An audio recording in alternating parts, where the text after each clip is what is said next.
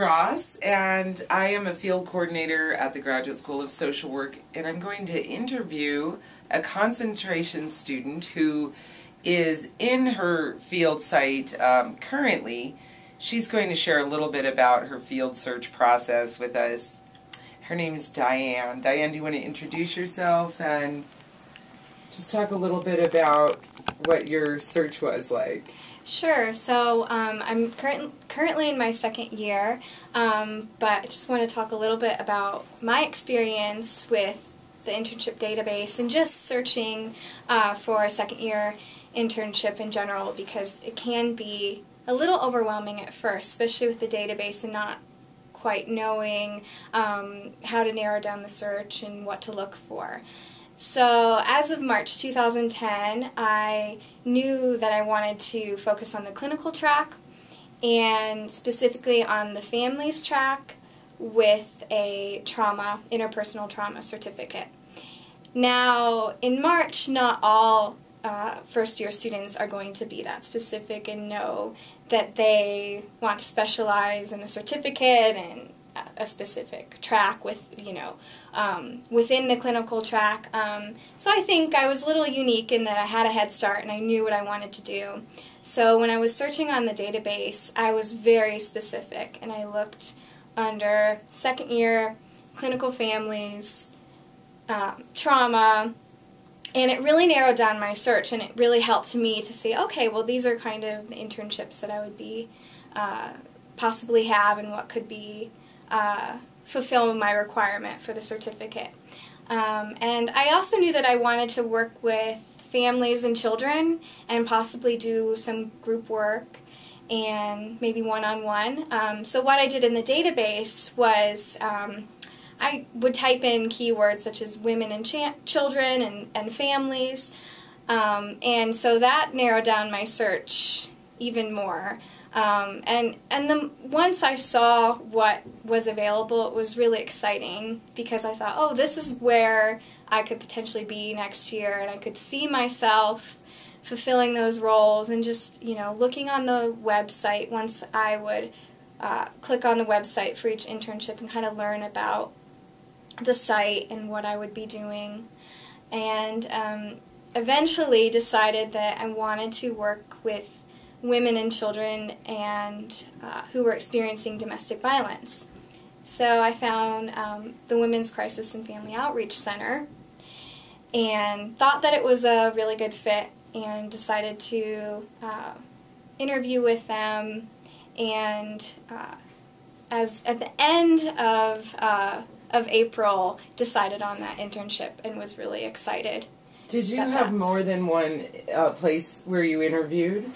Yes. Sorry, I've kind of flashed forward a little bit too much, but yeah, there were a couple internships that I was interested that were clinical, and I interviewed with a couple, but ultimately decided that I wanted to work in domestic violence, specifically to that.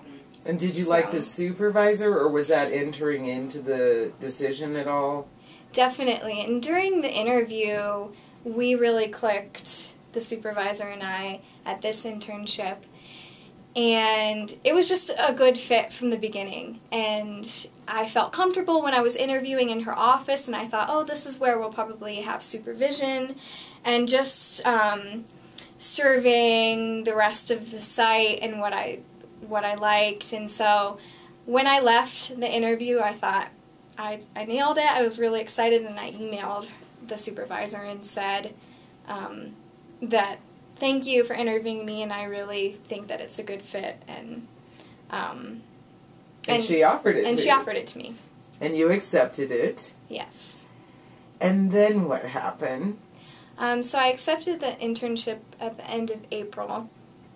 And then, of course, what happens is you interview, and then that's basically it until September. So you accept the internship, and then you have a long time to wait. And so I had an amazing experience over the summer in California working at a grassroots organization working with homeless people, and really started to get interested in community organizing and nonprofit management, and really the wheels were turning in my head about, well, what's what's this all about, this community aspect of social work, and that I was actually more excited about that work than the clinical aspect of it. And really did a lot of thinking about where I wanted to be 5-10 years down the road and what I really wanted to do with my degree in social work and how I could really make it work for me. And although the internship at the Women's Crisis and Family Outreach Center is an amazing placement, amazing clinical placement, I decided in September that I wanted an internship that would give me more of those macro skills, learning more about management, learning more about how to evaluate a program or how to do specific research or policy and all in that world. And how did you go about addressing this with the field site, which you had already accepted a placement? I mean, were you thinking, oh, I'm just going to have to keep this placement, or? What I thought to myself is that I knew that that internship wouldn't help me meet my future goals for social work, and that it wasn't that I didn't like the placement, because I hadn't even started at the placement. It was more of, I want the internship to work for me, and it's an experience that I want to learn a lot from. And so when I contacted the supervisor, she was really understanding, and she said that the internship, really the graduate internship, you should get the most out of it and learn the skills that you want to learn for your future. And so she was really great about it. I was nervous to tell her, but she was really understanding, and then started a new search for a community placement. And what was the difference in that search? In that search, it was more specific to the skill set that I wanted to learn.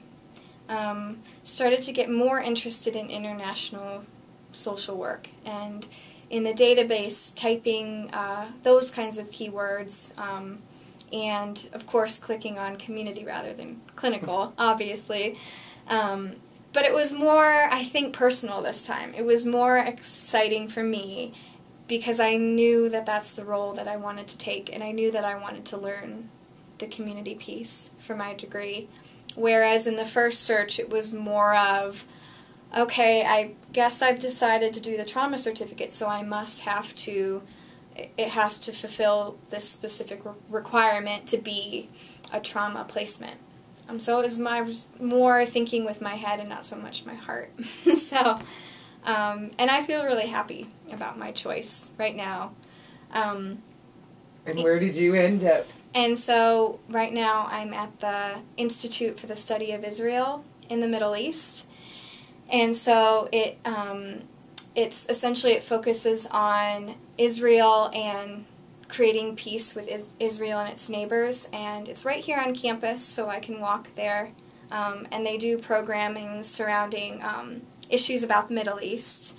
And I specifically work on a program called the Student Interfaith Peace Project, working with high school students that focus on interfaith dialogue and the conflict in the Middle East. And so I'm really learning a lot, not only about nonprofit management, but also how to effectively develop and implement a program, which is really exciting.